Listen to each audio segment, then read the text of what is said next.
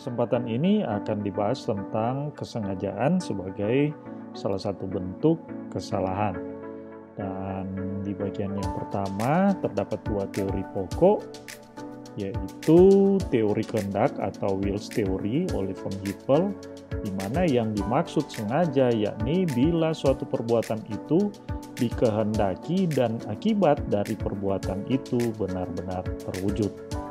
Teori yang kedua yaitu teori pengetahuan atau Forstelling's Theory atau teori membayangkan oleh Frank, di mana yang dimaksud sengaja yakni bila suatu akibat dibayangkan sebagai maksud. Perbuatan dilakukan oleh pelaku sesuai bayangan yang dibuat lebih dahulu. Dari dua teori ini sesungguhnya tidak terdapat perbedaan yang prinsip. Perbedaan terletak pada kondisi psikologis semata. Sementara terkait tiga corak kesengajaan, maka yang pertama kita dapat melihat di sini ada kesengajaan sebagai maksud atau Opzet als oogmerk, yaitu kesengajaan untuk mencapai suatu tujuan. Dalam hal ini antara motivasi, perbuatan, dan akibatnya benar-benar terwujud.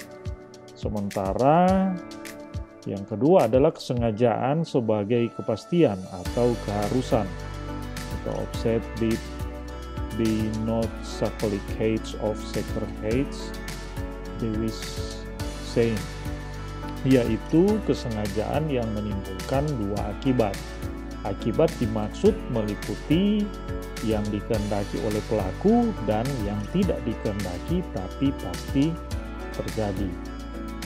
Yang berikutnya, kesengajaan sebagai kemungkinan, yakni suatu kesengajaan menimbulkan akibat yang tidak pasti terjadi tetapi merupakan suatu kemungkinan. Nah, contoh kesengajaan di sini misalnya dalam konteks kasus kesengajaan sebagai kepastian, yaitu ada kasus tahun 1875 di Bremerhaven, Jerman oleh Thomas Alexander Keith yang bertujuan meledakkan kapal dengan dinamit untuk mendapatkan ganti rugi. Namun yang terjadi ialah ledakan yang tidak direncanakan yang mengakibatkan banyak orang tewas. Mahkamah Jerman menganggap sikap batin Thomas ialah sebagai kesadaran akan kepastian.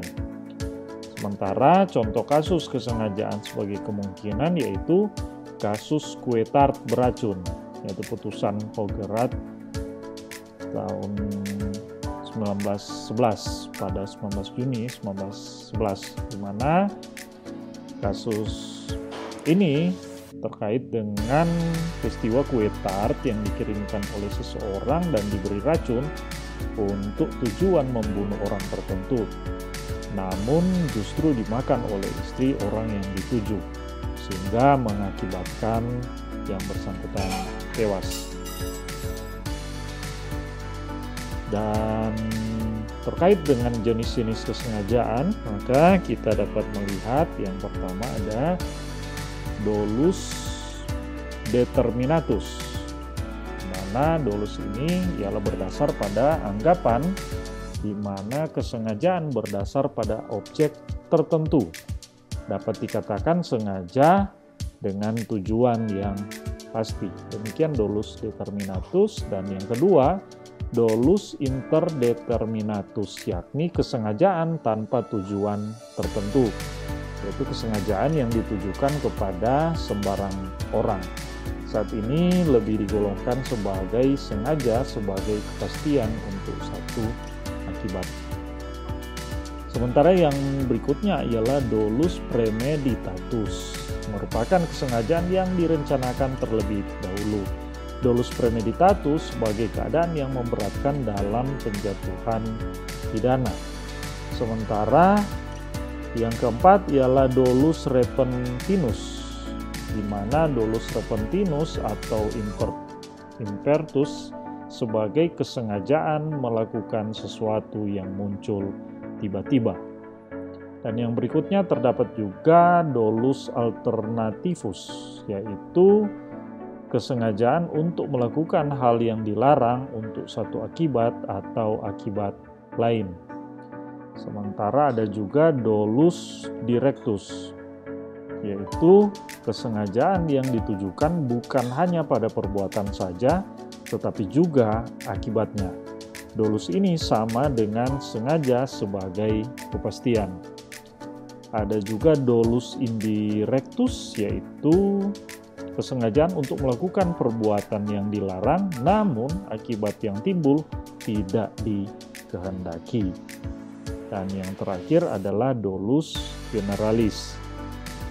Dolus generalis yaitu kesengajaan yang ditujukan kepada seseorang untuk akibat tertentu yang dilakukan dengan lebih dari satu tindakan. Contoh, seseorang berupaya untuk melakukan pembunuhan dengan mencekik dan melempar ke sungai karena mengira korban telah mati.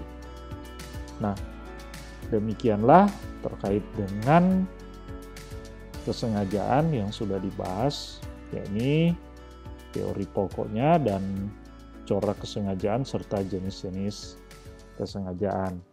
Dan sebagai referensi maka diambil dari kedua buku ini. Semoga materi ini dapat bermanfaat.